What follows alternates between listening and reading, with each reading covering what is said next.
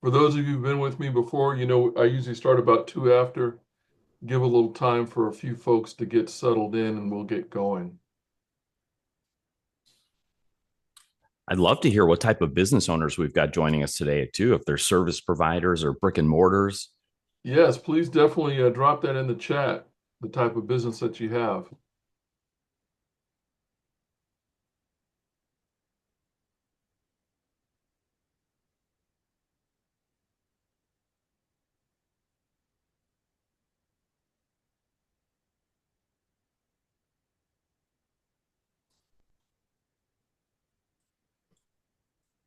Mark, I see a couple here.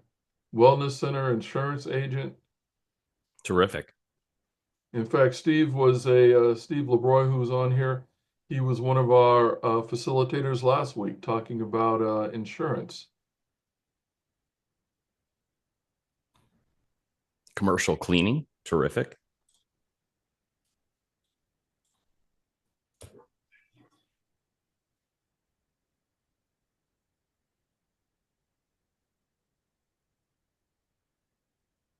Tell you what, Mark, you can go ahead and put the presentation up if you'd like, and we'll move toward kicking things off for the day.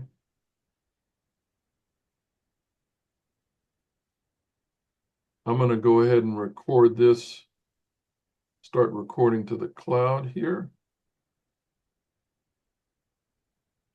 Great, so we've started recording. I have the pleasure of introducing a new facilitator, a new speaker with us today, Mark Imperial.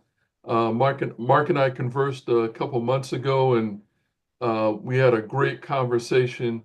And I knew everyone in our network could benefit from hearing pearls of wisdom from Mark. I'm going to give you a little bit of background on Mark. He's not your average business expert. He's the branding and marketing whiz guy who worked with huge names like Nintendo, Pokemon, Under Armour, just some small firms that you might have heard about. He's also the go-to guy to Dan Kennedy's No BS marketing letter. Uh, and Dan Kennedy is a marketing guru in his own right. Today, Mark is going to show you how to grow your business into a powerhouse brand that everybody will love. So with that, I have the pleasure of turning the presentation over to Mark. If you have any questions, please put them in the chat. And as mentioned earlier, the webinar recording will be provided to everyone on here who we can identify by participant or registrant name. So with that, Mark, please take it away. Thanks so much, Charles. I appreciate it. And hey, DC, what's up, party people? Glad to be here. Super excited to be part of the event today and share with you. So make sure you hit the QR code or getmarksbooks.com so I can send you some digital copies of both of my books there. And we'll get right started because I know that I've got a ton to share with you. So I might go a little bit quick. We'll take questions right at the end. But by all means, if anything comes up, I don't want you to forget your questions. So please type them in the chat and we'll get to them right at the end. But today we're going to talk about action brand secrets from near death to a multi-billion-dollar brand. And I'm telling you, this is a big lesson that's going to help any size business. You don't have to be a billion-dollar brand. You could be a six-figure, seven-figure business. It could be Main Street. It could be a service business, and the lessons are there for you. So let's get right into it. So imagine this. Your brand is everywhere. Your name's instantly recognized and your message is crystal clear. And then your inbox is overflowing with opportunities.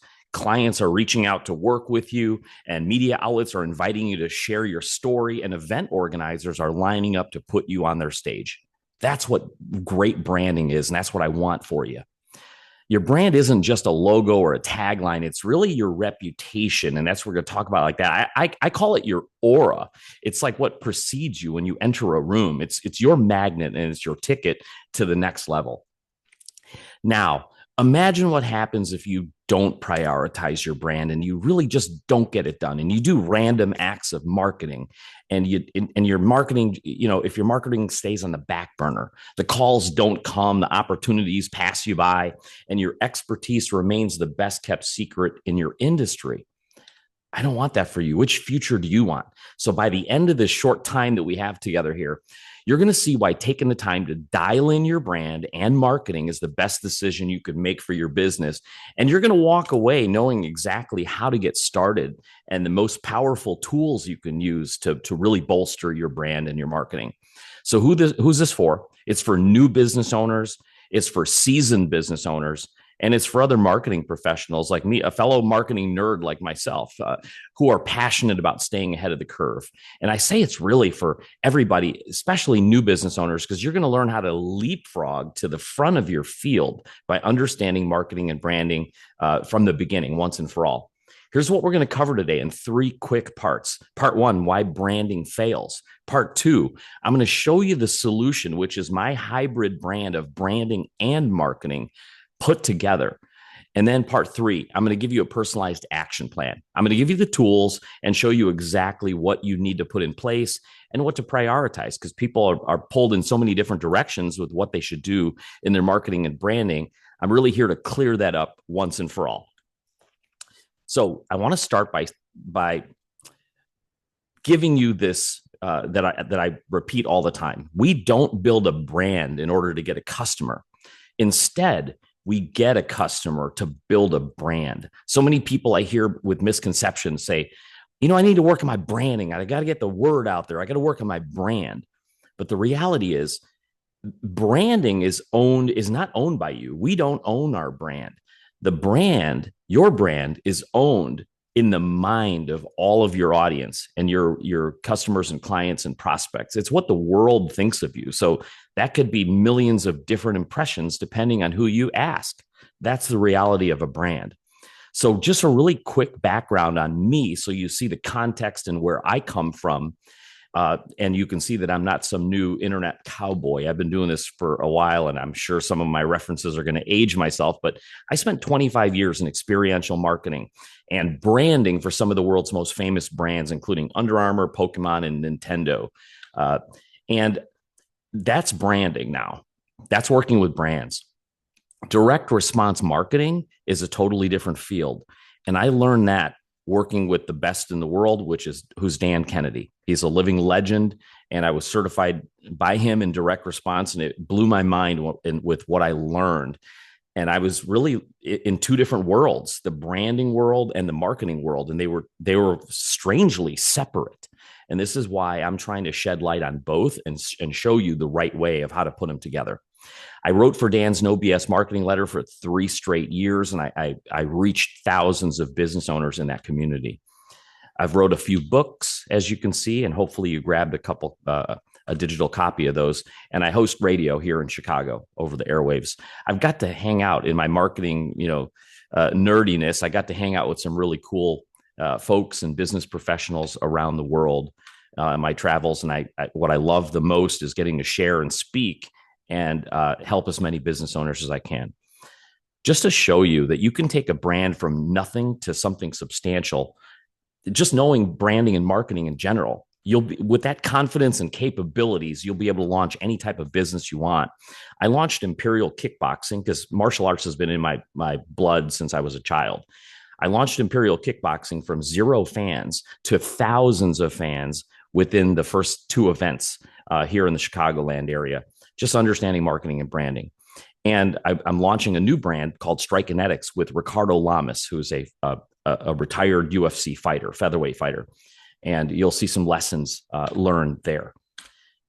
Now, I'm from Chicago, so I'm coming to you live from the Chicagoland area, and I got to work for the late, great Walter Payton in his chain of nightclubs here for many years. I ran his DJ booth, and I hired and trained all of his DJs at his nightclubs.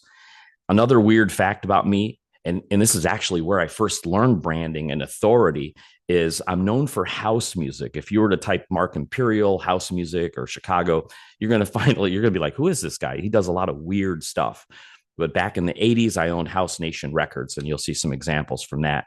And I coach fighters at UFC Gym. So that's kind of weird there. My favorite TV show is infomercials. So how many people have a veggie bullet? Just type it in the chat if it's just me, because like lately I've been speaking and I'm like the only one that owns a veggie bullet. But that commercial ran for so long and I absolutely love it. And the thing's bulletproof. It really works great. Uh, my branding agency, I've worked with over 800 companies, helping them with their branding and especially authoring, helping them publish their books. So you'll learn a little bit more about that. So let's get right into it now. Just wanted you to give you a snapshot of where my perspective comes from. And I didn't just make this up or come up with it. It's been in the trenches, learning the hard way, doing branding and doing marketing direct response style.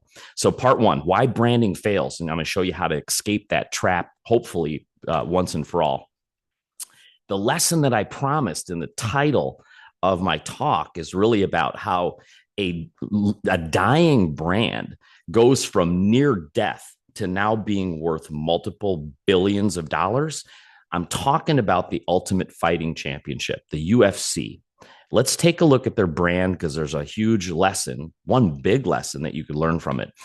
In the early days, I subscribed to the very first pay-per-view. And you guys want to know how much that cost back then? In 1993, a whopping $14.95 for that pay-per-view.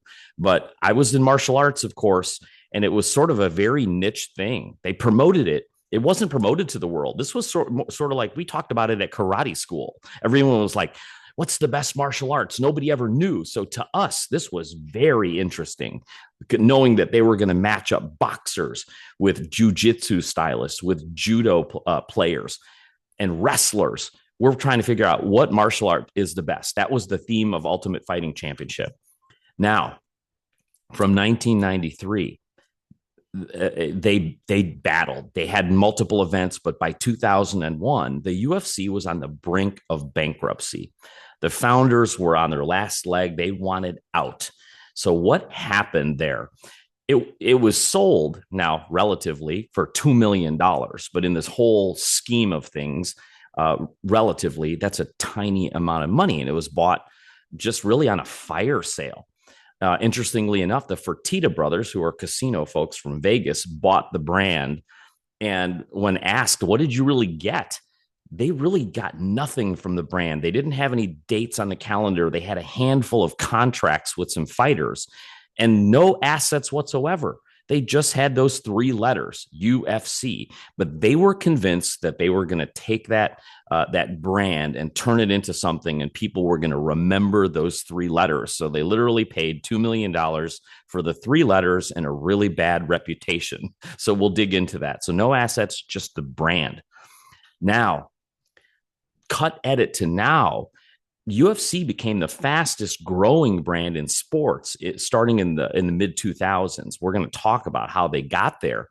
And now, isn't it crazy? If you're not familiar, they're now valued at over $11 billion because they just merged with WWE Wrestling. Humongous, but and that created a multi-billion-dollar company of over $21 billion together, but alone it's valued at about $11 billion. So how did they get there? How did they go from near death to this? That's what we're going to talk about because it has everything to do with their brand. More to follow on that. So here's the source of confusion. And this is why branding and marketing fails. Most of the time, you guys have started your business because you're passionate at what you're doing and how you serve your clients, the quality of your goods, the quality of your products and services. So you're great at doing what it is that you do, whether you're grooming dogs or doing accounting or whatever, or helping people with their health and wellness. That's your passion. Now, when you opened up shop, you realize, oh my gosh, I got to get some customers or clients in here. So what do most people do? Because that is an entirely different career. They type in, what types of marketing should I do for my business? And look what pops up when I typed in, what types of marketing are there? There's this giant list: social media, influencer, video, brand, inbound, direct marketing, personalized, email. What in the world? This is confusing for most folks who have not studied or gone to school for marketing and branding, because this is an entirely different career.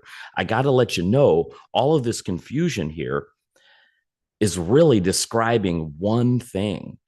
One thing is all you need to focus on. It's what's your brand message and offer? What is that? And who are the people you're reaching? That's it. It's just about a match. And all they're showing you there are different media or channels. Social media marketing and the internet is nothing more than another media. It's a different channel. It's like the extension of television. Instead of people, your audience being on television, now they're on social media, but they're on a million different platforms and channels in social media. Before it was television. And if you wanted to get your message to folks, you'd get on TV and everybody would know who you were. Then that's got splintered because you had cable television with the golf channel, and now you're dividing people's interests. It's a double-edged sword. It's good and it's bad at the same time, because now all of your folks, your ideal customers and prospects, are all spread out. But I want to simplify this for you to not be confused about all the channels. I just want you to think of who's my ideal client, the ones that will really likely hire me or be a customer or client of mine, and where is it that they hang out. That's really the list or the exercise you want to do. Really, some quick definitions. Definition of a brand, according to the American Marketing Association. A brand is any distinctive feature like a name, term, design, or symbol that identifies goods or services. Some of the earliest records of branding, this is where it really came from, 7,000 years ago in Mesopotamia. Look at that. They used to have the imprint, and they would roll it across the clay, and it would create the brand. And that was the individual brand of the family or the company that was creating those goods. In 2700 BCE, branding of livestock became popularized, and you started to find out who had the better quality livestock. And that's how they differentiated each other. So, of course, as branding has evolved today, it's gotten even more complex than that. Now, here are my quick definitions of brand and branding. So I've simplified it. Definition of a brand is simply the perception held in the mind of your market. And the act of branding is the deliberate act of planting the seeds to fuel that perception. Very similar to your style as a human, as a person. The way you dress, when you walk in the room, and if you walked into a room of strangers, what impressions are you making? If they looked at you, didn't know you, what are they immediately assuming from your look? And that's from the clothes you wear. So that's the color, that's the style of your brand. It's your visual branding. And a lot of times it's your verbal branding. It's the words that you express. That's the deliberate act of branding. So that's brand and branding. Now, let's talk about the marketing side. And this is according to the American Marketing Association. They say marketing is the activity, the set of institutions and processes for creating, communicating, delivering, and exchanging offerings that have value for customers, clients, partners, and society at large. What a long definition that is. That's the marketing side. For me, my definition of marketing is everything in the world that you do that can get somebody to check you out. So to use a really broad example, look at Disney. Did you know that at the end, when the park closes at night, they are repainting all the poles and all that stuff? Because to them, the painting of the grounds, that's marketing, because people talk. They say, wow, the cleanliness of this place looks like it was just freshly painted. It's brand new every single day. That's part of the marketing, and that's part of their brand and their style, and gets people to want to check them out. It's even their training of their staff. Even if you talk to custodians on the park, they are trained in how to talk to guests and how to help guests. It's not that's not my job, I'm here to clean up the park. No, they're trained because they are marketing. The whole staff is marketing. So I know on the description, there are 8 biggest branding traps. Those are in the book that you got. However, just in sake of time, I brought it down to the top 5. 5 biggest branding and marketing traps. Number 1, blindly copying ads. I know when I first got started in my DJ business doing weddings and bar mitzvahs, I didn't know where to start. I started looking at what other DJ companies were doing, and I was just kind of blindly copying. But I learned later that was foolish. I don't know whose homework I'm copying there, because you got to know, are these ads even working? How do you know if an ad is successful or not? One clue is if you find a competitor or another company that's been using it for a long time, years and years and years, because that might be a clue that they're not going to be dumping money on it if it's not producing results. So blindly copying ads is the number 1 thing you got to watch out for. Number 2, copying a lead generation ad. This is kind of a obvious in plain sight kind of a mistake, but people don't realize. For example, when you look at you remember those infomercials for acne? Was it skincare? And the was it Pro, whatever it is, that brand that advertises for the skincare, and you get a bottle of the Glop for $39 online. You think most people assume, wow, $39, they're making a ton of money on that $39 bottle. But what you're not seeing behind the scenes is those commercials that they're running could actually be losing them $180 to $200 per buyer of that $39 bottle. So where do they make up that money? It's everything that they sell in the back of that first sale. And in their case, it's a subscription. So they're actually going negative for the first 6 months or so, 7 months, until they start to profit from your subscription. I want you to keep that in mind, because I see too many people lose money advertising things they think other people are making money on, and they're actually losing money. It's a quick way to go out of business if you don't understand the economics of what they're doing there. Number 3, copying established brands. Like I wrote examples, Capital One and Nike. Remember the Nike. Let's start with them. Just do it.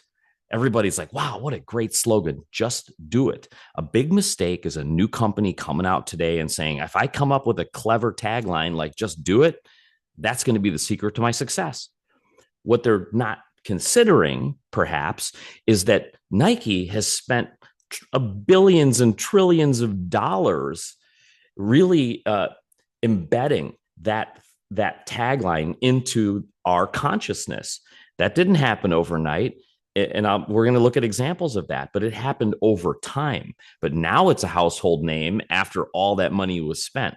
A small startup or a local business, you do not have the budget to waste on branding taglines like that. Capital One, what's in your wallet? Now, we all know that one because they're drilling that commercial at the cost of millions and millions of dollars into our minds. So it's really about how are we getting into the mind of our audience. And you don't do it by just copying established brands' taglines. Number 4, falling victim to predatory salespeople. I always see people placing ads in the wrong places. We talked in the beginning, who's your audience and where do they hang out? Does it make sense for you to be in that particular channel that somebody's trying to sell you? I want you to just be careful, because salesmen, they don't mean, they mean well, but they're not necessarily marketing experts. They're selling space. So are you sure that what they're trying to sell you has the results, the track records for your particular field and the audience you're looking to face? Bad messaging. Number 5. A lot of folks talk about their product. Our product does this, our product does that, but they don't take it that step further. For what?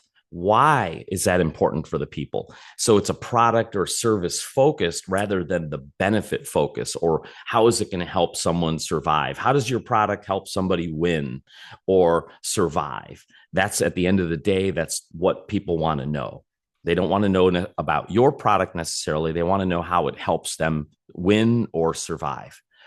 Now, we talked about 2 types of marketing, brand marketing and direct response marketing here. Let's dig in a little bit further. Brand marketing here, these are the pros. It builds long-term brand awareness and loyalty. And like I said, over time, the expenditure of money towards the branding starts to make that impression in the mind of our consumer, and it starts to build that loyalty and brand awareness. But we can't survive on just brand awareness. We need purchases, right? We need people to buy and love our product and keep coming back for more. So brand marketing needs to take a back seat to the most important thing, which is direct response marketing. That's where your cash flow comes in. And that is the fuel to keep your business going, because direct response marketing, it's designed to elicit immediate response. In other words, either capturing a lead that you can continue to communicate with and sell to in the future, or to get a buyer. A really great example of direct response marketing is mail order. Mail order is known as like the place that are the guys that know how to get stuff done. They don't, what they sell in print, they get you to purchase something right off the page, which is an amazing feat. And that's a huge lesson in a whole nother workshop. But that is what direct response marketing is. It's making an offer and getting people to purchase it right on the spot. It could also be simply making an offer, maybe for free information or a free workshop like this, but getting you to engage, raise your hand, and identify yourself as a person that is interested in what you have to offer. So it could be a free workshop. That's direct response marketing. And here we're going to learn how to blend it together and how it comes together. We talked about burning that impression and the brand in the mind of our audience. Now, when we talked about branding, this is a brand marketing example. This is the early Nike ad. They all talked about just do it. But the cons of this, as I mentioned, is it requires massive investment over time in dollars to start to brand in the mind, indelibly in the hearts and minds of your consumers. Now, early on, they didn't do just do it.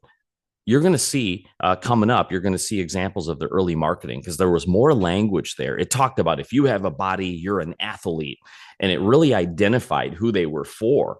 You are an athlete and we help you win. These are the kind of words, but the things that they wanted you to get from their messaging. Here's a direct response marketing example now.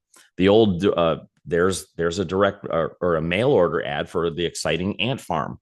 On the right, they laughed when I sat down at the piano, but when I started to play. Now you see that attention grabbing headline gets you to read the long copy. You see, it's not a tagline. They're trying to get you into reading what this is about. And that was actually one of the most successful ads that sold a piano course, an at-home piano course. Who remembers these ads? Now I'm starting to really date myself. 13 records or tapes for $1. The old Columbia House Record Club. Any 7 records or tapes for a penny. You see how this works now? When you read the fine print, though, you know how many times have you signed up for this and then you got dinged by the credit card because now you're in a club. Every month they're going to start dinging you for the $19.95 or whatever, and you get to pick one CD a month that you get to order and they'll ship it to you. That's the whole thing about direct response. And notice it doesn't have a big logo that says Columbia House Records or anything like that, or Record Club. No, the offer is what was most important. And until the brand is starting to get known, that's when the brand can start to rise at the top. But right now, the benefit-laden offer has to be first. So which do you do first? Do you do branding or marketing? It's kind of a rhetorical question after everything that we're talking about. You really want to prioritize the marketing to get that customer because the customer then in turn helps you build your brand. So we're going to do it the action brand way now. Back to the UFC. What lessons did they learn and what can we learn from them? This is what they were plagued by. Of the 5 traps that we talked about earlier, it was bad messaging. Look what they did in the beginning, in the early days of the UFC when I first bought. They started with which martial art is the best. That's a cool grabber for people in the know but that's real small community of folks that are interested in martial arts. And that fascinates us, but it wouldn't fascinate the everyman. Now, the next line they used to say, there are no rules. They literally were like, doing the whole gladiator deal and getting you fascinated with, we're going to lock 2 people in the cage and one person's getting out. There's no rules. There's no time limit. We're just going to see what happens. So it was a huge car crash marketing thing to try to get people to check it out. So at the end of the day, the message there was it was like more of a freak show and it was a spectacle. Now, how did they fix it? Let's talk about what they did. Whether it was deliberate or accidental, I think they kind of figured it out along the way, a little bit of both. This is what happened. First thing they decided to do was they started establishing rules and a time limit. They started to add weight classes because before you'd see a 600-pound sumo wrestler fighting a 145-pound Muay Thai fighter. It was ridiculous. It looked silly too. Then they established weight classes, so it brought it down to more of an even playing field. Kind of lost that freak show spectacle bit of it, but that's what they did. The biggest gamble they made, they were losing money still. Remember, they bought the company for $2 million.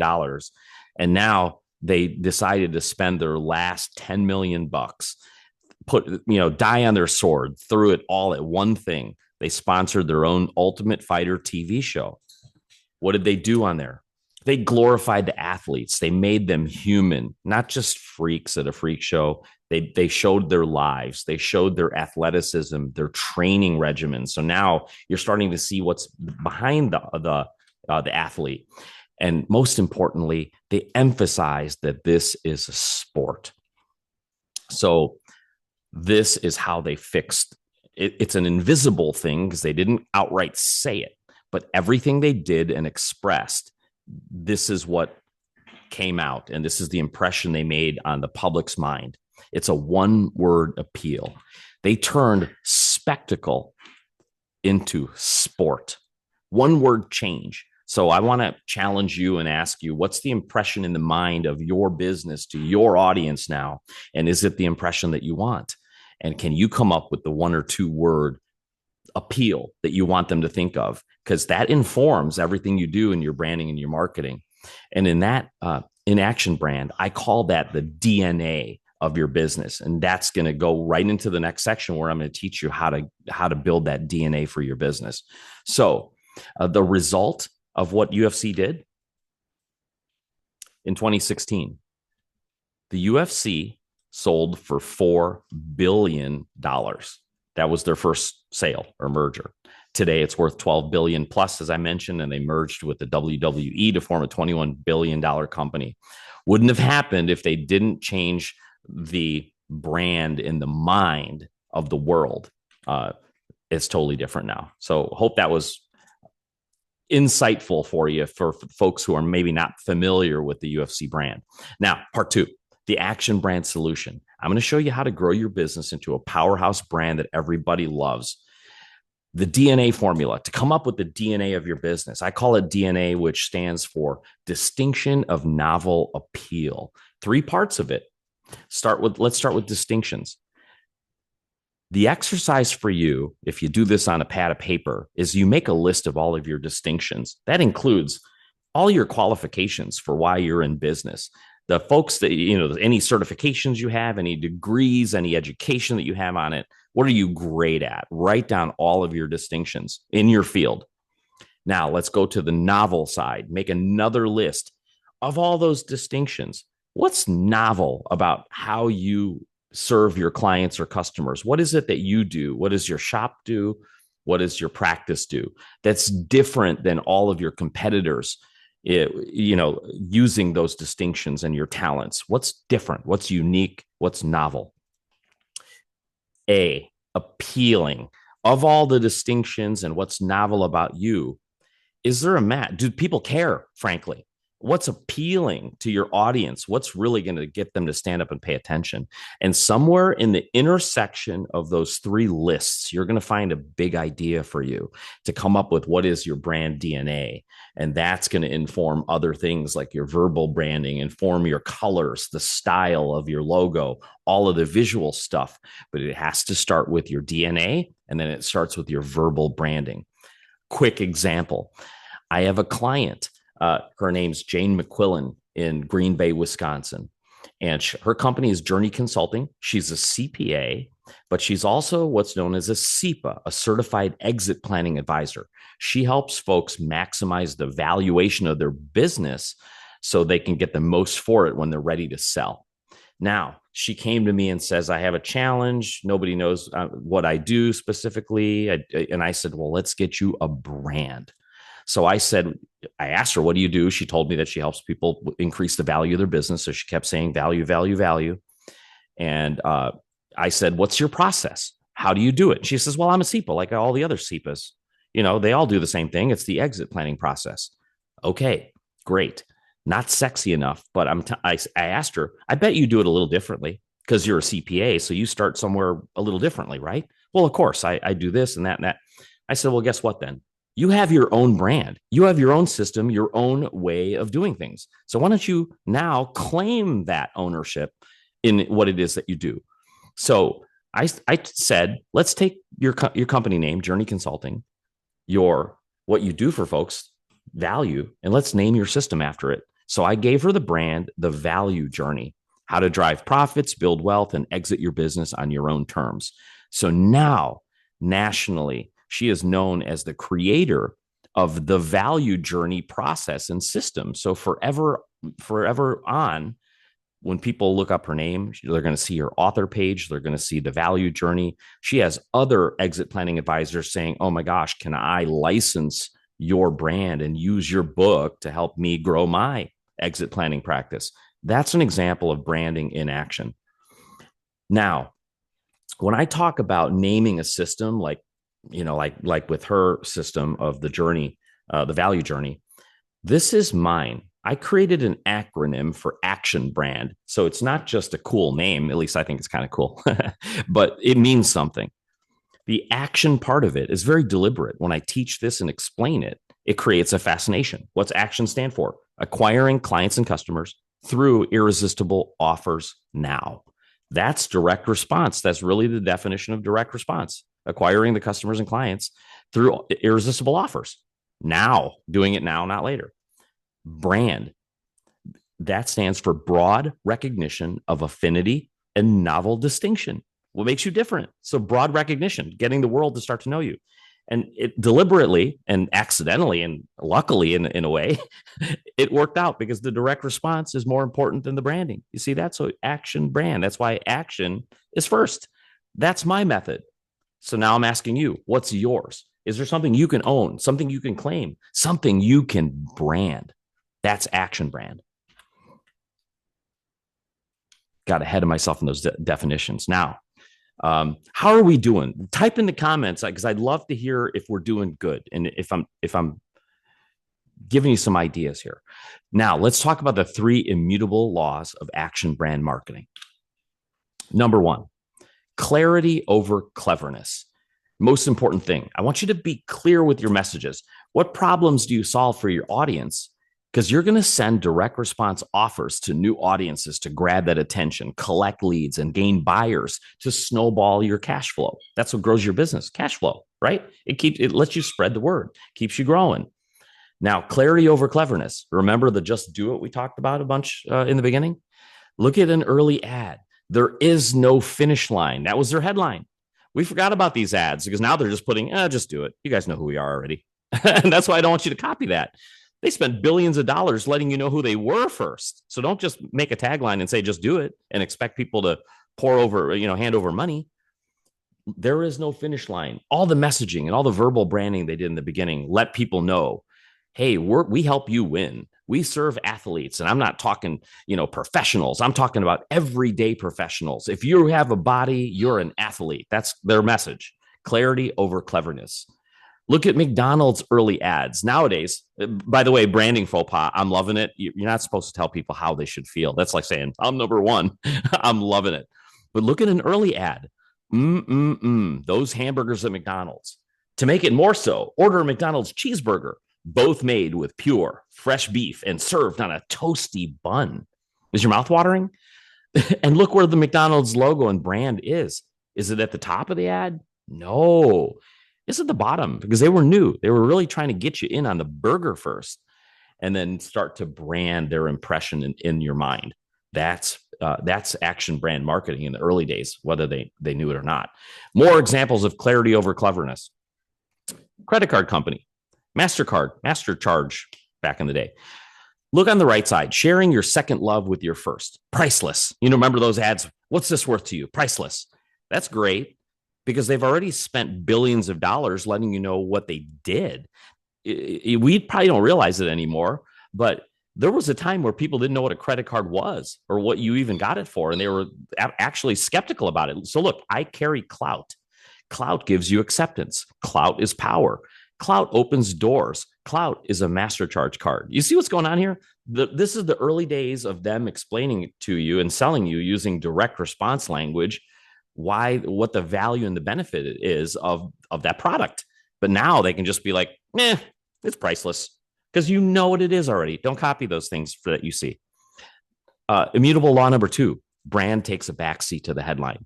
You're going to send branded messages and swag only after you gain a customer or a fan, because people then want something to be proud of and share. That's why everybody now wants to get that Nike shirt. My bonus kids are always like, oh, it's got to have a Nike logo. It's got to be real cool. I don't know. It's got to have a Nike logo. I'm like, what in the world? It's because they know what that stands for from all the centuries of branding in our mind. Now, example, look at this ad. It's safe. It's not really money until I decide to use it. People didn't know what a credit card was back then. You see that? This is early marketing. And by the way, be a student of history, because this is where you really learn where this stuff comes from. Immutable law number 3. You will optimize the flywheel. You're going to create a family of direct response offers and branded nurture assets to achieve maximum growth for your business. We call that beat the control. You do an ad, it gets a certain result, say it's good. You create a second ad and see if you could beat the result. Now, it doesn't mean if you beat it that you shut this one down. It means you can rotate this family of ads and dollar cost average the results. You see, play with that. It's all about that family of offers. I'll be mindful of the clock. We're doing pretty good, actually. Part 3, I'm going to give you your personalized action plan. You're going to walk away with a blueprint to become the go-to leader in your market if you just take a look at this simple list. The action brand principle I'm going to share with you here is every business should be a media company, and every founder should be a creator. What I mean by this is every business should be a media company, especially today. Back in the days before there was internet and all this media that you could leverage for free, you actually had to pay a ton of money to do commercials on big channels, and you had to have a huge budget for it. But today, you could just be helpful to your audience and give them really great information. So that is a media play. Your business needs to be a media company serving your audience with great information on a regular basis. Even if you do a print newsletter or whether it's a free community, whatever it is, every business should be a media company. Every founder should be a creator. Here's another thing they don't teach you, but the evidence is in plain sight. When I say Microsoft, what do you think of? Or who do you think of? Maybe Bill Gates. What if I say Apple? Who do you think of? What do you think of? Steve Jobs. What if I say love him or hate him? What if I say Tesla? Anything come to mind? You see what I mean? Every founder should be a creator because it is their personality that's driving that company. And you'll notice the most successful businesses and companies in the world have somebody that they're connected to. Why do you think some of these commoditized businesses, like insurance, for example, use characters? Why did they create Flo or Mayhem or Dr. Rick? He's my favorite. Because people want to connect with somebody. It humanizes the business. So what is it that you are doing or can do in your business to create a persona? Are you the face of your company? It could be someone on your staff. It doesn't have to be the founder, but if you can, it certainly can help if every founder becomes a creator. Now, I love saying this because this rings so true. People seek answers, not advertising. That's why we're not there to advertise our business as come see us. We're number one. We've been around since 1982. No, they want answers to their problems. That's what they're searching for. They're searching for, oh, how do I get rid of a tree that fell down in my backyard? Now it's your opportunity as your tree removal service to stand out by consistently offering those answers with content marketing. If you have videos on your YouTube channel at how to discard a fallen tree, those videos can be found by search. You're feeding what people are already asking. That's what I mean by people seek answers, not advertising. And you have every opportunity to do this, especially with all the free media that's out there today. So now here's that list I told you about, your prime positioning portfolio assets. In a pretty good order here, I'm going to list this to you because these are the main things that you can do for your business. You don't have to look at that huge list we saw at the beginning that was super confusing. I'm going to boil it down. We're going to boil the ocean. We're going to boil it down to just what you need to worry about in a pretty good order, starting with number 7, print media. formerly a blog. Blogs aren't as popular now. Now it's all newsletters, which is nothing more than an email list, but it's a newsletter. I love print newsletters because they get mailed. They show up in the mailbox, which is not crowded today. So you are going to get 100% attention. Print media. You can do a newsletter to all of your existing and current customers and clients and turn that into a referral tool. Number 6, podcast. You hear this, and by the way, I want to preface this by saying I don't want you to do all of these. I want you to start with one. Pick the one that you're most comfortable with. Build that up first, and then you can start adding the other things. I don't want you to go crazy because that's the mistake everybody does, and they spread themselves too thin. Podcasting, YouTube channel related to that. I love the video first because you really get to know somebody, like them, and trust them by seeing who they are. By the way, instead of know, like, trust, I prefer respect, value, and trust, because knowing and liking you, that's a byproduct of whether they respect you and they value what you have to say, right? And the trustworthiness, of course, you need that. Number 4, being a subject matter expert or a guest. That's really about being a founder that's a creator. Can you do radio, TV, podcast guesting? That's what you should focus on, because the number one way to really get out there and get known is by being seen, speaking, which is number 3. Speaking. Can you speak? I'm speaking right now. Last week I was in Miami. I spoke at the U.S. Business Show. This is the number one way to get out there, is by speaking one to many and then repurposing the content. I had people filming that video. I'll share that with you soon. I have the video coming from Miami. Number 2, live events. You see, if you hit all these modalities, you've got a print piece, you've got in-person live events, you're speaking, and you're on the internet, you're on social media, you're on a YouTube channel or a podcast. The number one tool, I will advocate to do this first, because you're going to find that this tool will fuel everything else. And I practice what I preach. Of course, it's having a signature book. If you have a wellness center, what would your book be about? What is it, the number one thing you help people with that somebody could be attracted to your book and know you as the author of that particular book? Let's look at some examples. But you see, when you do the signature book first, it brands you in the mind of your audience. You are known for something. The world respects authors on a pedestal. And guess what? It's going to give you, once you do that book, you've already got all your content for a year's worth of YouTube videos, podcasts, print media. But more importantly, you've got a referral tool that's never going to sleep on you. That's your list of prime portfolio, positioning portfolio assets. Let's take a look at some examples. Here's some businesses that were built around a book. Dale Carnegie Training. Remember this book? Probably recommended to you. That's another thing. People's lives are changed by books. That's what most people will say. My life changed when I read that book or was told to get that book. How to Win Friends and Influence People. Built a huge organization still around today. Sales training and communication company. Who knows Tony Robbins? Unlimited Power, Personal Power, Awaken the Giant Within. That's who Anthony Robbins is. Tony Robbins is known. That's what he's known for. I have a lot of people asking about what do they feel about having their picture on the front cover, versus no picture. My personal opinion, I'm a little shy, be a little bit more humble to put your photo on the back, unless you're as famous as Tony Robbins, or unless you're a professional speaker, or you do want to brand you. That might inform that you should put your picture on the front. But in my opinion, until you get to become Tony Robbins, I would humbly put my picture on the back cover. Another one, Dave Ramsey, financial services. See, financial peace, total money makeover is what he's known for. And now he's got a huge radio show, which is a business in and of itself. It's not just a media anymore. Here in Chicago, Jeffrey Leving, Dad's Rights. So he wrote the book on that, Father's Rights.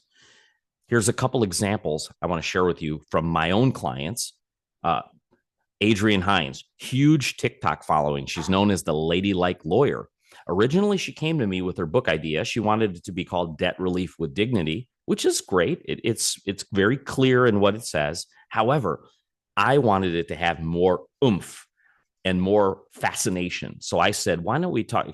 As we were talking and learning more about her business, she was telling me about what a miracle bankruptcy can be, and people don't understand what it is. It's got a bad name. I said, okay, what you're telling me is this thing is like, a miracle. I said, what about the title Bankruptcy Magic? Creates a fascination. What's so magical about bankruptcy? But this is skyrocketing up the charts right now for her. American Made Millions. He came to me with the subtitle of just how to unlock the true value of your manufacturing business. He's a business broker that sells businesses. I said, man, if I want to introduce you on my radio show, I don't want to say, please welcome the author of How to Unlock the True Value of Your Manufacturing Business. That's okay, but it's not as sexy. We'll sexify that title with, hey, man, it's Nick Ferris. He's the author, the best-selling author, by the way. He just went bestseller last week. He's the best-selling author of American Made Millions. Welcome, Nick Ferris. Now, look what happens when we did that. Not only did we sexify his brand, but now he's building his next step, which is a podcast, American Made Millions podcast with Nick Ferris. Do you see why I told you to do the book first? Because it informs everything else. His YouTube channel is going to be the American Made Millions YouTube channel, right? What's your brand? David Parati, Fine Home Contracting. He owns a remodeling business in Connecticut. So we took the name of his existing company because his company name, I was like, I always look at that first, by the way. If you already have a company name that's not like Bert and Ernie and Associates, it could make potentially a great title for your book, Fine Home Contracting. Because what will that do for you? If somebody's already being referred to him and looking up Fine Home Contracting already in Google, boom, they're going to see his Amazon book right on top of that and be like, oh, he's an author too? That's why I say, look at your company name, and if it's doable as a title, do it. If it's not, if it isn't clear what it is you do, let's fix it. Kind of like Jane with Journey Consulting. We needed to fix it, the value journey, and she could still keep Journey Consulting. So hopefully that's helpful. Your signature book, you got to create this first because it's the number one business building and brand building tool. And I hope I've illustrated that. It fuels Google's 7-Eleven-4. I'm going to go over this quickly because we're due to time. But back in 2012, Google did a research on what makes people buy. They found after this huge, extensive research, to get somebody to know, like, and trust you and buy something from you, it took an average of 7 hours of them getting to know you.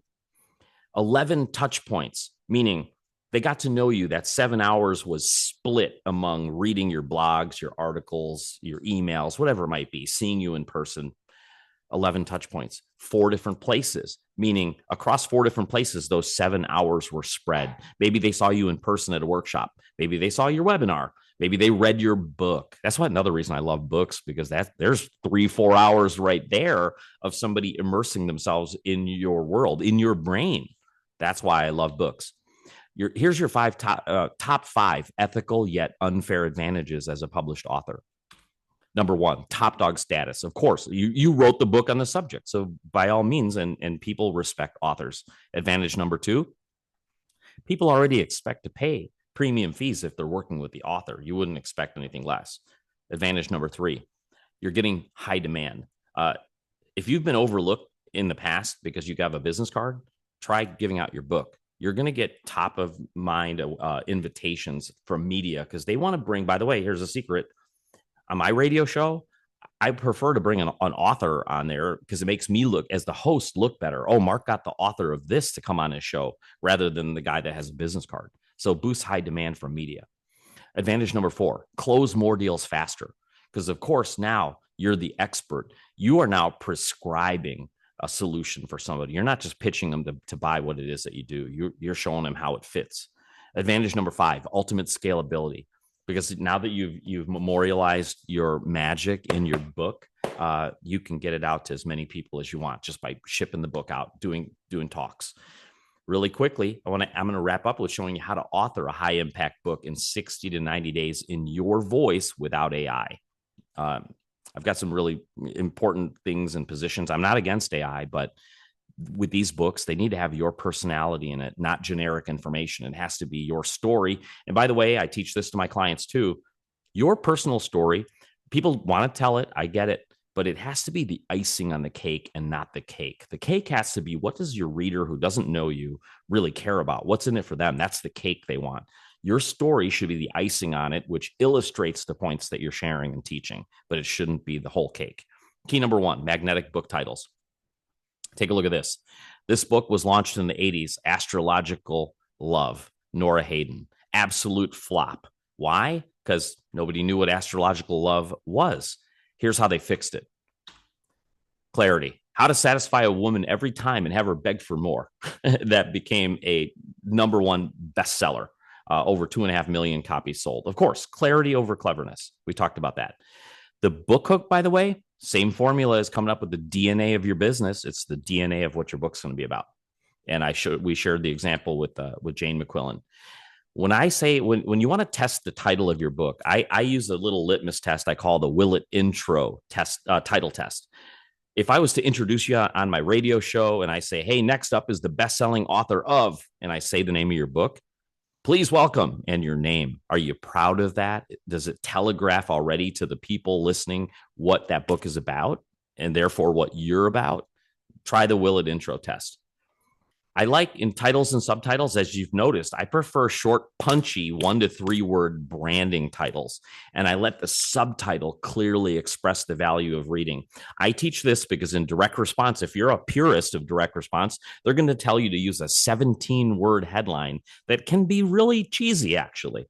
So I want you to combine it. In action brand marketing, I want a hybrid of both. I want it to be sexy, but I want it to be clear. That's my differentiating factor. And we talked about these examples here. Key number 2, memorialize your magic. I talked about branding. How do you brand yourself in your system? Can you give your process of what you do a name? I showed you my acronym for action brand marketing. When I teach folks direct response, I use my acronym of ACT NOW. And then it's audience, channel, transaction, nurture, offers, and wow. Read the book, you'll see what I mean, but that's how I teach that. And I use something that works. Key number 3, outlining magic. There's a million ways to outline a book. I'm going to make it easy for everyone to understand once and for all and demystify it. People's minds, what's it going to make a most attractive book that people can wrap their mind around easily? I like 3-part formulas because people can wrap their minds around them quickly. Before, during, and after. If you're in fitness, diet, exercise, lifestyle. If you're in business, product, process, people. Those could be the 3 parts of your book. And now to in the 3 parts, put 3 chapters. Could be 3 to 5. There's not a set in stone, but 3 chapters in 3 parts. So for a diet, for example, here's that fitness example. The 3 parts could be diet, exercise, and lifestyle. So in diet, it could be what to eat, when to eat, and some recipes. You see that? Exercise, strength, cardio, and equipment. Now, does it make it easier in your mind to wow, I can put together this book. This is actually really simple, but it's even more valuable for your audience because they can grasp it quickly and they'll love you for it. Key number 4, talk your book, record it, 30 minutes a chapter, and you'll have a 100 to 150 page book. I'm going to go a little quicker here because we're running out of time and I want to make sure I get to your questions. Key number 5, professionally publish it. Make sure you're not doing just self-publishing. Get it fully published, your brand, your style, and make sure the inside is just as well designed as others. 7, quick evergreen tactics. Once you have your book, put the link to your Amazon author page right in your signature line. People don't think about this, but every time you send an email, they're gonna be like, oh, wow, he's got books on Amazon. Use it as a lead magnet on your website so people can request your book. Number 3, use it to get the media attention, as I mentioned. Cover letter, book, send it to all your local media. Give your past clients, it's the ultimate referral tool. Give your past clients your book and extras with a letter that says, hey, if you have a friend, colleague, or family member that could use my help, please pass along a copy of the book and let me know by all means if you need any more. Get speaking engagements. I call it Trojan horse because there's places that might see you as a competitor, but if you're really just trying to help and teach people and spread the word of your book, they'll invite you in with open arms. And referral partners. If you can interview a referral partner for your book, they'll be honored. And I bet you they'll pass out your book. So they'll keep it in their office too. Create monthly events. I help a lot of financial advisors take their dinner seminars and turn them into evening with the author totally changes, increases, doubles the response of that. When you have an author page, look up some of my authors, Jeremy Aquilano. Because you're on Amazon, it's going to pop up as high as your LinkedIn, if not above your LinkedIn. My favorite part about being an author is when you go on Amazon and you log in, you get your own private link for author copies. And as you can see at the bottom there, you're not buying them retail at $12.99 or anything. It's $2.63 on average for about a 140-page book. Just depends on the page count. So final thoughts here to wrap up. Take the time to plan how you're going to get customers and what you want to be known for, and those customers will build your brand. So we covered a ton today. I'm super excited. I hope we did well. Please put in the chat if we did okay and if you learned a lot. I know I kind of went quickly. And if you want to get a free brainstorming session with me or a book-storming session, if you want me to just look at your brand and give you some feedback or some ideas, hit that link, booksgrowbusiness.com, hit that QR code. We'll hop on Zoom. I offer this complimentary. I'll learn about your work, and together I'll help you discuss a high impact book or brand for your business. And there's no obligations whatsoever. I just do this to get to know you and try to help as many people as I can. So with that, Charles, I hope we did okay. And we can jump into questions if you have any time. But that is my time, and I really appreciate you guys having me. Mark, thanks so much. Great presentation, great information. I've got a copy of the book here myself, so it's on my read list for this Memorial Day weekend. Excellent. But thank you for great information. I'm looking in the chat here. I see a few, I see comments about as opposed to questions. Yes, Excellent content, great job, great information. As marketers, we are professional explainers, right? So I hope I explained it all well, maybe too well. No, the explanations were great. We'll tell you what, since we're a little bit, I don't see any questions, but we're at about 1:02. Maybe we can wrap up here, and in follow-up, for those who wish to reach out to Mark, any questions you may have can be answered maybe in the follow-up session. Absolutely. And grab a brainstorming session, and I'd love to get to know your work. Great. That sounds good. So with that, we're going to wrap up here. And again, Mark, thank you so much. We'll definitely have to have you back. My pleasure. Just to let everybody know. I'm sorry, Mark, what was that?